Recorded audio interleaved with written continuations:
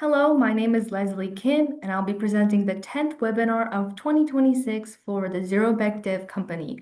My topic will be generative AI ethics in practice and risks and responsible Gen AI usage. Our learning objectives for today will be understanding what Gen AI is, recognizing ethical risks that come with using Gen AI, and applying responsible AI practices. Our topics for today will be introducing Gen AI, going over 4 specific Gen AI risks: bias, copyright, environmental impact, and privacy, talking about why Gen AI ethics matter, and the best practices for ethical AI adoption. So, for our introduction, what is artificial intelligence or AI? AI is technology that allows computers to perform tasks meant for human intelligence. This includes things like translating languages, rewriting your paper, or even diagnosing diseases. And all AI is trained on already existing data, and it uses this data and algorithms to create an output, pretty much. So, what is generative AI or Gen AI? Gen AI specifically is a type of AI used to create new content. This can include things like text, videos, and images. So, what are the benefits and risks of using AI? So, the obvious benefits are efficiency. AI can produce outputs at a lightning pace and answer all your questions super quickly, and you can just get things done so much faster in that way. And there's also the benefit of innovation.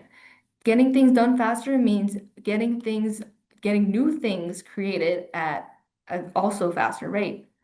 But what are the risks of using AI? Well, AI can have bias. There are privacy and security issues that come with using AI. AI can give out misinformation. There are governance concerns about AI, etc.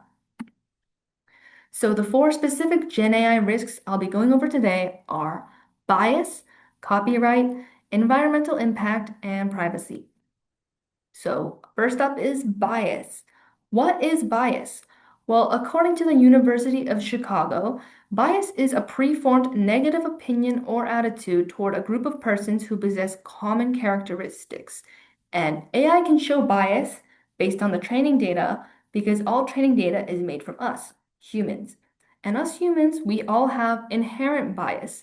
It is a shortcut our brains take to shorten the amount of information we need to process at a time. So we like to group things and base things off our previous experiences, and that is all bias. So the 2 examples of bias in AI that I'll be going over are the 80 million tiny images dataset and the Bloomberg experiment using stable diffusion. So what was the 80 million tiny images incident? Well, 80 million tiny images was an MIT data set used to train AI systems. And in its name, it was pretty much 80 million tiny images with words associated with each image and these words were basically what each image had and it described them. And this data set was built to teach AI models to identify different things listed in photos. So it turns out that some of these pictures were labeled with offensive words, and this could create a negative link between those specific images and words, giving those AI models trained with this specific data set prejudice and bias. So this was the 80 million tiny images data set, and as you can see, it was pretty much 80 million tiny images crunched up into bite-sized pieces so the computers could process them faster. And it turns out the creators of this data set realized that these pictures were way too small and there were just way too many of them. So they had to take down and permanently remove this data set from the online web. The next example I'll be going over is the stable diffusion example. So stable diffusion is a text-to-generative AI image generator. So say I ask Stable Diffusion to give me an image of a dog, it would give me an image of a dog. The company Bloomberg did an experiment using Stable Diffusion.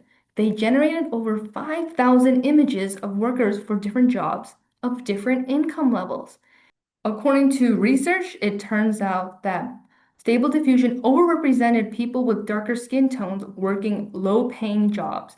because 70% of the images of fast food workers had darker skin tones, even though 70% of fast food workers in the US are white. And also, according to the Federal Bureau of Prisons, people of color make up less than 50% of the US prison population. However, more than 80% of the generative AI images of the inmates were people with darker skin. And this next graph below shows the number of images of different jobs generated for women. And as you can see, jobs like dishwasher and housekeeper generated way more images of women than jobs like doctor and judge. Women make up 39% of doctors in the US, but according to Stable Diffusion, only 7% of the images of women were doctors. So, what are the consequences of bias? All AI models have bias that represent the data sets they're trained on. And these biases can reinforce negative stereotypes, show inequality in representation, and even lead to wrongful outcomes based on the data that the AI produces. Next, we'll be going over copyright. So, what is copyright? Copyright is a type of intellectual property that protects original works of authorship. A lot of works are protected by copyright, and these works include things like books, movies, images, videos. But it turns out that Gen AI models are trained on hundreds of billions of works from the internet. And there are many legal questions on data ownership and training AI on data without the owner's consent and without asking them about their copyright licenses. So, as mentioned earlier, there's the big old question, who owns AI-generated content? The user who wrote the prompt, the company providing the AI tool, or no one? There's still many legal discussions on this, so no one really knows for sure. But in many jurisdictions, copyright protection generally requires human authorship. So content created by solely AI may not qualify for copyright protection. However, if there is some human influence and a judge deems that there's enough human influence in a work, then it may qualify for copyright. As mentioned earlier, there are also licensing issues that concern AI. A study showed that 70% of AI tools did not specify the license requirements for their work. And the ones that did often provided an incorrect, more permissive license than what the original creator established. And this is problematic because if you don't obtain the proper licenses for a work and end up accidentally plagiarizing it, it may lead to unintentionally violating copyright or license terms, which can lead to civil lawsuits or financial penalties. Copyright is important because it protects creators' rights, ensures fair compensation for the copyright owners, and you can avoid legal issues if you respect copyright, and also respecting copyright builds trust because it shows an honest character. Next, we'll be going over environmental impact. So, AIs need a lot of computing power in order to function, and a bunch of computers are usually stored in large data centers. And these data centers generally create a lot of electricity and heat from all the computing they do all day, all night. And how do they not explode? Well, they need water to keep them cool. According to a researcher at the University of California, Riverside, Xiaolei Ren, he and his team found out that ChatGPT uses up to 500 milliliters of water every time you ask it a series of between 5 to 50 prompts. And this range depends on server location and season. For example, if the server location and season were much hotter, then a lot more water would be used than if the server location and season were cooler. More data shows that Microsoft's global water consumption went up 34% from 2021 to 2022, and this amounted to around 1.7 billion gallons or 6.44 billion liters of water, which is a drastic increase compared to previous years which is likely accredited to AI usage. Google also reported a 20% increase in water consumption in the same time period, which shows that they also probably had an increase due to AI usage. And around July 2022, Microsoft used around 11.5 million gallons or 43.5 million liters of water to cool down their data centers located in Iowa. And this enormous amount of water amounted to around 6% of all the water used in the district, which also supplies drinking water to the residents living nearby. So why does sustainability matter in AI? AI has very high energy and water usage. And although companies are the ones using a bunch of AI, environmental cost is shared by all of society. And although AI benefits may be global, environmental damage can be local. Data centers are usually built on cheap land and near residential towns, and they're very noisy and they use up a lot of water, so it can become a problem for the nearby ecosystem and city residents. Future generations are also affected by the current resources we're using, so if we're not careful, we could leave future generations with very hard problems to deal with. Next, we'll be going over privacy. So everyone has a personal right to privacy, but some of the risks that come with using AI include data leakage, unauthorized data collection, and third-party data sharing. It's important to place protections to ensure safety, rights, and trust. A Cisco survey in 2024 with over 2,600 responses showed that while using generative AI, 45% of individuals entered sensitive information, which includes employee information. And 48% of these people inputted non-public information about the company. And generative AI can collect this data and can share it with other parties, which can be very risky for those who are supposed to keep the data more private. Privacy is growing very important in AI. In a survey of over 5,200 IT professionals, the results show that 99% of organizations reported measurable benefits from their privacy investments. 90% reported their privacy programs expanded because of AI usage, and 93% plan to allocate more resources into privacy and data governance over the next couple of years. So why is privacy so important in AI? Because you can protect sensitive information, prevent data leakages, and privacy builds customer trust, and you can enable responsible usage of AI if you respect privacy. So, why do Gen AI ethics matter?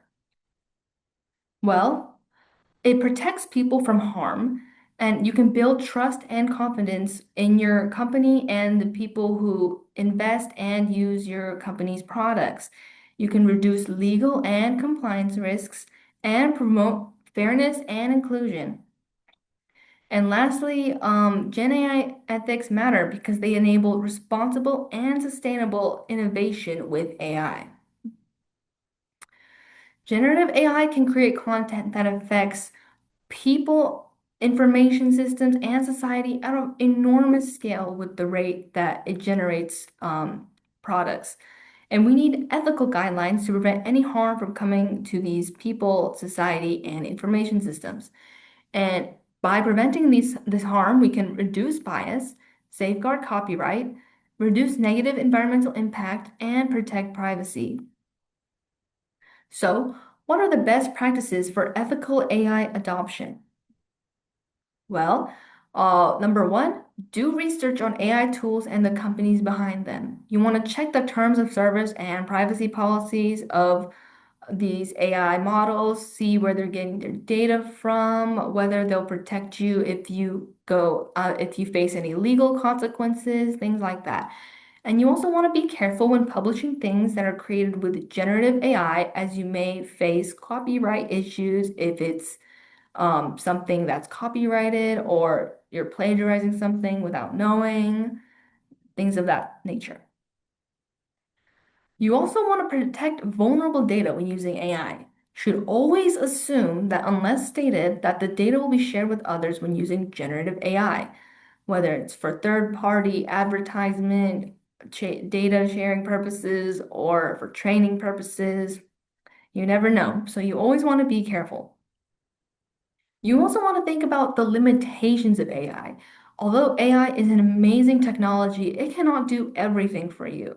Gen AI is biased because of its learning models and the data that it collects, because it's all this data that it uses is created by humans. And it's also capable of hallucinating, which is when an AI makes up information. AI does this because it wants to prove that what you're saying is always right, so sometimes it'll just spit out nonsense. You want to make sure you always verify information in case it does this. So, what are some good practices for ethical AI adoption for companies? You want to establish an AI governance, which is a framework with how AI works in your company and the responsibilities about AI usage in your company. You also want to respect copyright and intellectual property. You want to make sure that you're respecting the people who create works that you might use with AI. You also want to be transparent about your AI use, and you want to train yourself and or your employees on how to use AI responsibly based on the other things that I taught in this webinar. So what is the main takeaway from today's webinar? Our main takeaway is that ethical AI adoption is not a one-time thing. It requires continuous practicing, and you want to make sure you're monitoring yourself and people trying to practice ethical AI adoption to ensure that it's going well and that AI is being used in a responsible manner. Thank you for listening. This has been Leslie from Zero백dev.